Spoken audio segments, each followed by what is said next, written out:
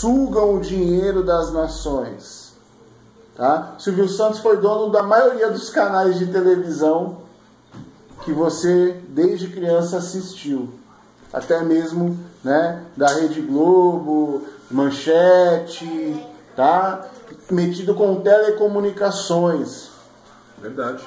Tá? Então, é um povo muito rico, que vem dominando nações, dominando países, sugando países. De lá, o que eles fizeram? Fugiram para Portugal. Para você ter um cavalo em Portugal, na época que eles viviam lá, você tinha que pagar 5 vezes o valor do cavalo em impostos. De lá para onde que eles vieram? Isso é história, você pode pesquisar que você vai ver. Para onde que eles vieram? Para o Brasil. Você já viu o preço de um carro no Brasil? O cara compra um Camaro com 35 mil dólares nos Estados Unidos. E aqui? O Camaro aqui é 380, 390 mil. Tá? Então, para você ver, o nosso salário mínimo, ele é correspondente e é ajustado pelo preço em prata de um salário de um escravo na época que os romanos dominaram lá em Jerusalém, que ela ainda estava de pé lá original, que era do tamanho de um campo de futebol. Era uma cidade pequena, era uma vila. E a Jerusalém era uma vila pequena. Cidade de Davi. A cidade de Daúde, que o pessoal conhece, né? Era uma cidadela pequena. Entendeu? Então, pouco se fala sobre essas questões. O povo vem e traz uma história nova, acha culpados novos, mas eles não querem olhar para trás, para o que de verdade aconteceu. Existe toda uma história sendo escondida por trás. O povo que estava ali foi deportado, foi levado cativo, tá? Foi vendido como escravo, muitos fugiram. Isso está lá no Hit Galut, que nós já lemos, né? Que o Eterno abreviou esse período para que as tribos não fossem destruídas. Então esse povo fugiu e entrou um outro povo no lugar, reativou uma cidade edomita, que era a cidade dos reis, quando Abraham vai lá e guerreia contra os 5 reis, tá? Eles reativam essa cidade e chamam essa cidade aí de Israel hoje, de Jerusalém hoje. Tá? Aí você vai lá, mas tem um templo lá. Quem construiu esse templo foi o último Herodes. Porque teve vários Herodes. O último Herodes foi lá e construiu esse templo que está aí. Aquele muro das lamentações que eles ficam lá chorando, aquele muro das lamentações, não é o muro do templo, como eles falam. Aquilo ali foi construído por uma ampliação romana. Os romanos construíram ruas pavimentadas, porque não tinha rua pavimentada. Os romanos fizeram aquelas saunas que eles têm, fizeram aqueles banheiros romanos, que são banheiros coletivos, que vai passando aquela água, sai do córrego, entra dentro do banheiro e passa aquela água corrente. Foram os romanos que fizeram. Fizeram o calçamento, tudo isso foi feito pelos romanos. Por quê? No Oriente, a história sobre Jerusalém, sobre o povo hebreu, sobre Abraham, era muito conhecida. E o povo não foi dominado. No passar dos anos e de milênios, esse povo não cedeu a religiões estranhas, a povos estranhos. Esse povo resistiu. Então, para você ter uma ideia, Jerusalém foi sitiada e foi tomada 13 vezes antes de cair. 13 vezes. Até que ela foi soterrada, tá? Um imperador romano mandou enterrar, derrubar o restante que tinha, que fica numa outra localização, a cidadela de Daúde, que é a cidade antiga, foi que Davi conquistou, tá? Mandou enterrar, e há pouco tempo agora eles começaram a desenterrar. Né? Foi descoberto aí justamente quando começou o povo hebreu a despertar, 1964, eles encontram lá o lugar exato, que hoje é um lugar dado como outro, né? Que é Tel Arad, eles chamam de Tel Arad. Construíram o quê? uma usina nuclear do lado. Ninguém quer ir lá, porque tem medo justamente da radioatividade. Todo um esquema. Então tem todo um esquema montado aí por trás. Mas se você for averiguar, você vai descobrir que não só a questão do nome, mas utensílios com nome, selos, anéis, jarros, tem sido descoberto lá há muito tempo. Muito tempo. A última descoberta que eu soube que tinham feito lá era do túmulo de Absalão, filho de Davi. Tá? Então, amados, é importante quando a gente olhar para isso, para esses textos, nós não nos pegarmos na questão que o pessoal chama aí de esse espiritual, porque é o misticismo, justamente essa palavra. É preciso examinar os fatos históricos. Muito se falou sobre a questão do Vaticano ser rodeado por 7 montanhas, mas que não são montanhas. Tem uns montes de pedra lá, tem um que parece até um dedo, umas torres de pedra em volta. E alguém foi lá e contou 7 lá e falou isso. Agora, se você for verificar nos mapas, você vai descobrir que essa Jerusalém que está aí, ela é cercada por 7 montanhas realmente. Tá? Ela está cercada por 7 montanhas realmente. Tá bom? Aí você fala assim para mim, mas o que isso tem a ver? Mas a gente, precisa saber disso. Precisa você saber disso, precisa você conhecer isso. Por quê? Porque hoje você está vendo os líderes aí levar esse povo todo para quê? Para ir adorar Jerusalém. O povo está indo adorar Jerusalém. Está indo lá, traz até pó no bolso, traz pedrinha no bolso. Né? O povo vai no monte, traz o matinho, né? Lá traz o matinho de Jerusalém, será que tem? O brilho? Né? Então o que ocorre? É preciso entender que essa idolatria que o povo faz lá não cabe, não tem lugar, segundo a Escritura, não tem lugar. Tá? A situação dessa cidade é uma situação terrível. E ela vai ser destruída.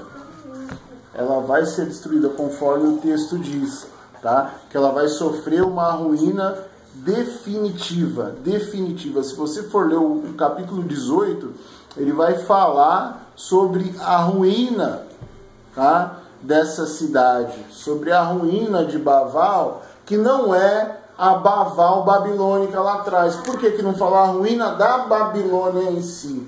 Porque Baval também significa o quê? Porta do Chamaim, porta do céu. Baval, né? Significa porta do céu. O que é isso? É idolatria. Justamente denotando essa idolatria. Para que foi construída a Torre de Babel? Vocês lembram? O propósito? Chegar no céu. Eles queriam descobrir uma passagem para sair do domo. Subir e ser semelhante ao Altíssimo. Nimrod subia lá em cima, tocava o chofar e ele falava e era ouvido por toda a cidade. Né? E esse Nimrod era um cara influente. Era o rei da época. Ele dominou todo mundo conhecido na época. Né? Então, é preciso nós termos conhecimento sobre isso, porque pouco se fala sobre essas questões. Pouco se fala sobre essas questões, né? Pouco se fala sobre isso. O povo fala muita besteira, fala muito do que não conhece, né? A Igreja Católica está certa, então não. Por quê? Porque é mais uma prostituta, é filha. Bebeu do vinho da prostituição. E você percebe que o texto fala que ela não só deu de beber às nações, mas ela também deu de beber, né, se embriagou, e embriagou aqueles que eram do eterno também, você percebe? Ela deu de beber a todas as nações. Ela se levantou contra os eleitos. No final a gente vai ver, porque na verdade a questão aí é uma só, amados. Quando o pessoal quando foi criado Israel, ele já foi criado no intuito, tá, de querer ser o povo que lá atrás já foi. Então por isso que por exemplo, a besta, tá? A besta que já não é, mas ela vai ser. Então hoje ela é. Naquela época, Israel já tinha sido sitiado. Né? Israel não, desculpa, Jerusalém. Já tinha sido sitiado, certo? Passou aquela situação, foi derrubada, veio Herodes, veio a situação toda tal, e deixou de existir. Então ela era e deixou de ser, ou seja, que não é. Só que ela viria a voltar a ser. Então em 1948, os europeus, que são chamados de Askenazi, que é da família lá de Jafé, lá de Noá, quando a gente vê a questão das famílias, eles foram para outro lado, eles vieram e criaram Israel, esse Estado Israel.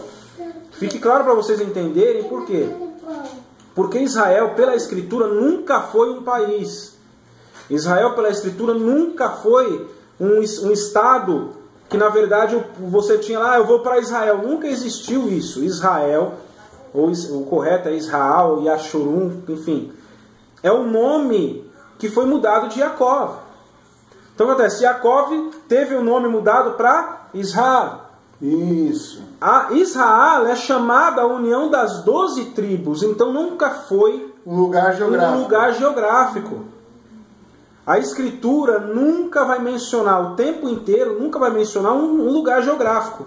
Pelo contrário, se você ver as tribos, elas iam conquistando, elas iam expandindo. Entendeu? O povo de Israel, que são as 12 tribos, eles nunca tiveram, vamos dizer assim, agora, a partir de agora, se fosse para ser, vamos dizer, seria Canaã. Entendeu? O lugar da terra prometida, mas nunca foi se dado o nome de Israel. Então o que acontece? Rassatã, porque ela está sentada onde? Na besta. Certo? A prostituta está sentada em uma besta. Então o que acontece? Ela já, sobre a influência total e a parceria, vamos falar assim, porque Rassatã, a gente já chegou à questão de que é o enganador, né? Então a gente tem o espírito da besta, o espírito do falso profeta, o espírito da prostituta. Então, cada ali, né, essa organização aí que vamos dizer assim, esse pessoal, né, esses espíritos, né, malignos aí, essas potestades organizadas para que o quê? Para que eles possam continuar enganando as nações. O intuito é continuar enganando as nações e afastando o quê? O povo de uma verdade. Porque se eu coloco Israel como a cidade santa que é hoje, nunca ninguém vai desconfiar. Vai colocar a culpa em quem? Principalmente não vai desconfiar do povo que está lá. Né? Não vai desconfiar, porque vai falar que é um povo rico. Não, você já viu esse israelita aí pobre? Não, é um povo rico, por isso é descendente de Abraão. E não sei o que, aquela coisa toda. Mas pela Escritura, o povo do Altíssimo, o verdadeiro Israel, vamos falar assim, ele está disperso. A gente já falou sobre isso aí, mas ele está disperso. Isso, e outra, ele vai ser reunido, somente agora reunido pelo Mashiach. Né? Só no retorno agora do Mashiach é que as tribos vão ser reunidas. Não tem Israel ou Israel antes. Não tem. Por quê? Justamente porque eu ia entrar nessa questão, o Maurício já entrou. Justamente porque Israel, que as pessoas falam, né? Agora saindo um pouco de Yashurum ou de Jerusalém, Israel não é um lugar geográfico, e sim um povo, uma nação. Você sempre vai ver a Escritura falar a nação de Israel, o povo de Israel, semente de Israel. Pouco se fala sobre os israelitas em si, mas os filhos de Israel. Filhos de Israel. Né? Então, nunca se falou assim, aqui é Israel. Não, isso foi criado a partir de 1948, e só quem pode viver lá é um povo determinado, escolhido por eles, que é um povo tido como um povo europeu, como um povo khazar. Né? Agora, alguns outros aí que estão sendo aceitos e está havendo uma modificação, mas é povo escolhido por eles. Né? Mas os hebreus verdadeiramente vão retornar quando o Mashiach reunir. É o Eterno quem vai reunir o seu povo. O que eles estão tentando fazer? Vocês lembram os 7 trovões? Lembra que fala assim, não fala o que disse os 7 trovões. Guarda em segredo. Tudo será feito pela mão do homem. Tudo será feito pela mão do homem. A voz dos 7 trovões. Então eles estão simulando ser o povo escolhido para enganar as nações. Eles estão simulando isso para o resto do mundo. Com isso eles recolhem todo o ouro, toda a prata, todo o lucro, dominam as nações. E se você ler o livro sobre a questão do pleurado lá de Sião, você vai ver o documento que eles assinaram falando assim, nós e nossos filhos vamos mamar o leite das nações, o leite dos reis do mundo. Tá? Tudo isso historicamente vem se cumprindo. Porque diferente de nós, eles têm uma definição muito firme dessa questão de pai para filho. Eu e depois o meu filho, e depois o filho do meu filho, e essa posteridade, eles têm isso muito forte. Porque eles sabem que esse é o segredo. Eles sabem que esse é o segredo. Né? Então, por exemplo, os hebreus, eles foram espalhados, lançados para longe, e de repente alguém chegou, Israel está de volta, fez uma bandeira e voltou todo mundo para lá e começou a voltar. Não. Só quem vai chamar de volta o seu povo é o Mashiach. Exatamente. Isso só vai acontecer no momento determinado por ele. Esse Israel que está aí é para apresentar o falso Mashiach. Esse Israel que está aí é para apresentar o falso povo. Né? Porque nós sabemos que o povo de Abraham, né? O que quer dizer Abraham? Né? Pai de muitos pretos, né? Abraham, né? Avra, pai, Ram, preto escuro queimado, né? Então, o povo de Abraham não é esse povo que está aí.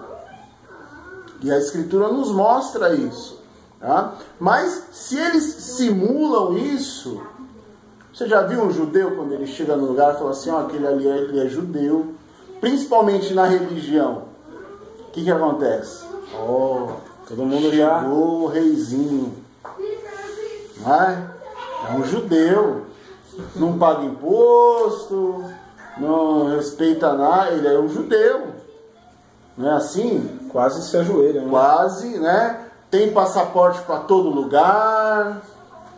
Verdade, é a única cidade que tem livre acesso. Livre acesso a qualquer país do mundo. Para todo lugar. Agora vai você entrar lá para você ver. Pode entrar. De qualquer jeito você não De qualquer jeito você não entra. Fala, vou passar uns tempos lá. Você não entra. Tá? E outra, não sei se você sabe, mas eles contam essa história assim, porque teve holocausto, teve holocausto, teve holocausto.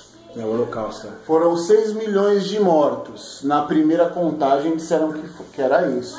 Agora já fizeram outra contagem, foi 3 milhões. Agora fizeram outra contagem, foi 2 milhões e não sei quanto. Aí procuraram as provas, não encontraram. Mas vamos dizer que foi um holocausto de 6 milhões. Existe uma estimativa de escravos que morreram no traslado da África para cá. E a conta fecha em mais de 100 milhões de escravos mortos. E eu nunca vi ninguém reclamar essa dívida. Eu não estou levantando aqui uma questão racial, não é isso. Mas eu não sei se você sabe, mas os que escaparam dos campos de concentração, é estipulado nas Nações Unidas, nos fóruns internacionais, uma indenização milionária, que não é pouco não. Eles têm direito a receber dinheiro lá na Europa por ser descendente de alguém que passou pelo campo de concentração. Foi difícil, foi ruim, foi... Será que a história não está aí para mostrar como é que foi, né? período aí que o povo hebreu foi trazido, os membros cortados, as experiências feitas até hoje, né? Para isso ninguém está olhando. Mas, enfim, é preciso que a gente tenha essa consciência, porque senão a gente fica perdido até nessa situação. E interessante que a exploração do tráfico negreiro ocidental, oriental não, já há muito tempo acontecia, mas ocidental tinha o apoio e o aval da igreja, tá? Que é conhecida hoje como Igreja Católica. Tinha o aval deles, mas só deles? Não. Não.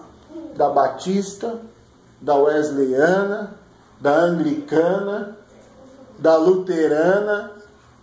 Todas essas igrejas têm nos seus arquivos, se vocês quiserem, vocês podem procurar, que na internet também já tem. Pastor fulano de tal, tinha tantos escravos.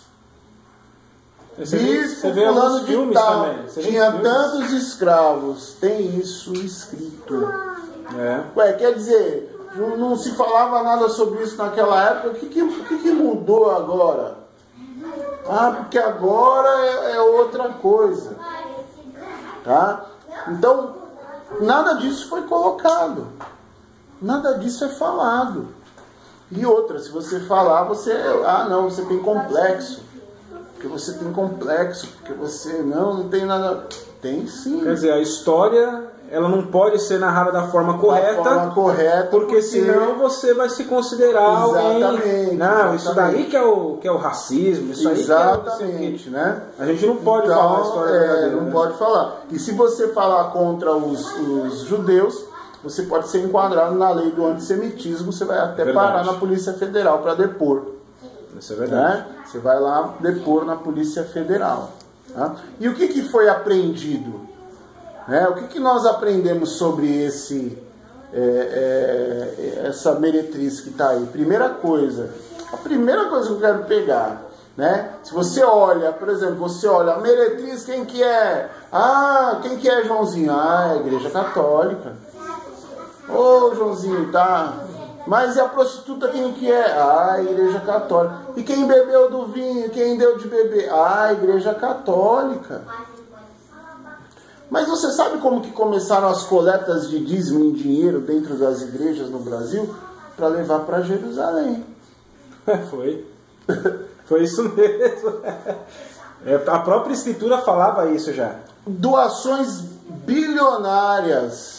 Homens riquíssimos que morrem e não têm família deixam tudo para a construção do terceiro templo.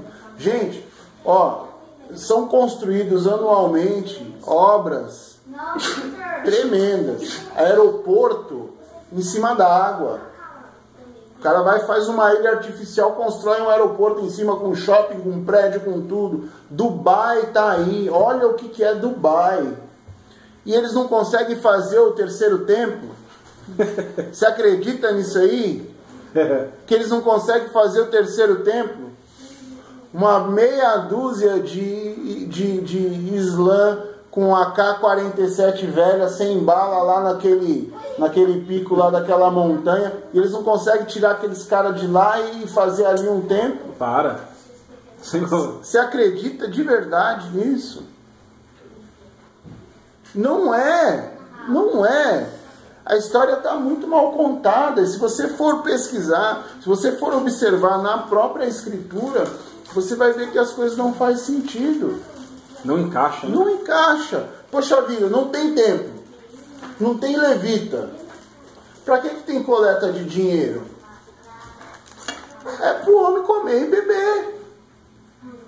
Ah, não, é para ajudar o povo. Tá, mas aí você vai pagar aluguel, você vai pagar cadeira, você vai pagar isso, aquilo, você vai pagar a casa do outro, você vai pagar o carro do outro. É para bens de consumo. Né? É para isso, a verdade é essa. Agora, o que era o dízimo de verdade? A gente sabe, era comida. Era para sentar e comer, que nem nós vamos fazer aqui, vocês vão fazer aí. Então um leva um bolo, outro leva um negócio, outro leva... Vamos sentar e comer. Era feito isso uma vez por ano. Aí quando o pessoal falava assim, mas tinha dinheiro, eles iam lá, compravam o bezerro lá e comia junto. Exatamente. Era isso que era o dízimo. Exatamente. Nunca foi diferente. Aí se você quisesse dar uma oferta para alguém, era destinado para o órfão, para a viúva, o necessitado. Viúva, justamente.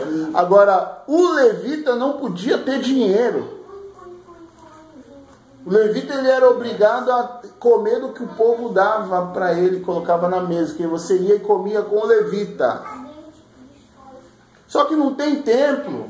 Não tem templo. Então acabou, não tem serviço no templo. O povo está espalhado. Quem que é digno de receber dízimo? Quem que é digno de receber dízimo de alguém? Se não tem serviço sacerdotal. Se não tem sacerdote? Se não tem sacerdote. Como é que faz? E se tem, não come que nós comemos. O sumo sacerdote não come, que a Yahushua não come o que a gente come. E agora ele é, né? Não precisa. Não que não possa, mas não necessita. Então, como que nós vamos olhar para outras religiões e para outras situações até e apontar, se nós não olharmos para aquilo que nós muitas vezes aprendemos como sendo o melhor e o mais puro e o mais fiel, e não enxergarmos que falta muito para ser conforme a Escritura diz. Porque a gente aprendeu isso, você não podia contestar nada, tinha que ficar quieto, porque senão você tinha demônio. Não, senão você era rebelde. Rebelde, né? Então você não pode questionar nada, você tem que aceitar tudo, e o errado é sempre o outro. Então o errado era quem não ia, né? O errado é quem não ia onde você ia. O errado era o seu familiar que não acreditava como você acreditava. O errado era o cachaceiro que estava no bar bebendo. Não importava se alguém tinha passado com o caminhão em cima da família dele. Ele está no bar bebendo, ele é do diabo, né? Então a gente não olhava para as pessoas da maneira que o Mashiach olhou. O Mashiach chegou para Matiahu e falou para ele assim, chegou para Mateus e falou assim, você rouba o povo, cobra imposto demais, você come de um dinheiro que não é seu, mas tudo bem, vem andar comigo. Vem mudar essa situação. Vem mudar essa situação, né? Ele chegou para Kefá, para Pedro, né? Que era um brigão, pescando, analfabeto. Ou será que Pedro não dava uma golada num vinho de vez em quando? Para pescar no frio? Uai, né? Pedro, vem andar comigo. Kefá, vem. A gente tem que olhar para a situação como de verdade ela é. Espiritualizar tudo, porque né? tudo era espiritualizado, aquela coisa complicada de se entender. Que tinha... só mistério. É só mistério. Então aí você começa a enxergar de verdade a situação. Muito se falar de amor é o que o diabo faz. Tá entendendo? É igual publicidade. O produto que é ruim é muito anunciado. O produto que é bom é no boca a boca. É na experiência própria. Olha, vai lá e compra que eu comprei, é bom. Como que a dona de casa faz? Eu percebo, eu vou no mercado com a Janaína, eu percebo. Ela para do lado de uma outra e fala assim, escuta, esse sabão que você está olhando aí é bom? Menina, é bom. Comprei, lavei um negócio lá, é bom, não? Tá bom, vou pegar então. Ó, no boca a boca. Na fruta, nas frutas principalmente. Nas frutas, às vezes é um negócio que você nunca ouviu falar. Que sabão que é esse? Não, é um sabão bom, a moça me falou, eu trouxe. Né? Agora o sabão que é ruim faz propaganda, põe a Ana Maria Braga para anunciar, coloca isso, coloca aquilo. Por quê? Porque é ruim. O povo está cego, o povo está cauterizado. Pega um cara, bota ele lá, conta uma história, o cara fala, eu sou a Universal. Pronto, o cara sai e vai lá na Universal, vai dar o dinheiro na Universal. Hoje em dia tem duas coisas que você tem que tomar muito cuidado dentro da tua casa. Você que tem filho jovem. As drogas e a Universal. Por quê? Ele pode começar a roubar para usar a droga E aí pode começar a roubar para ir dar as coisas na Universal. Pior que é verdade. Porque a coisa... Não, é verdade. A coisa tá do jeito. E agora tem um tal de book rosa na Universal, que as meninas jovens participam desse book rosa. Tira foto, peso, altura. E esse book aí vai passando aí, ó, para elas fazerem contato, se casar com os filhos de pastor, ou com pastor, ou pastor que não tá casado. Você entendeu? E aí depois as pessoas olham para lá, para a igreja católica, olham para não sei aonde, olham para os macumbeiros, olham para não sei quem e falam, olha lá, ó, é tudo do diabo. Tudo do diabo. Tudo do demônio, aquilo lá. É do demônio. Não é? Demônio. E não pega a Bíblia para ler. Não pega a Bíblia para ler.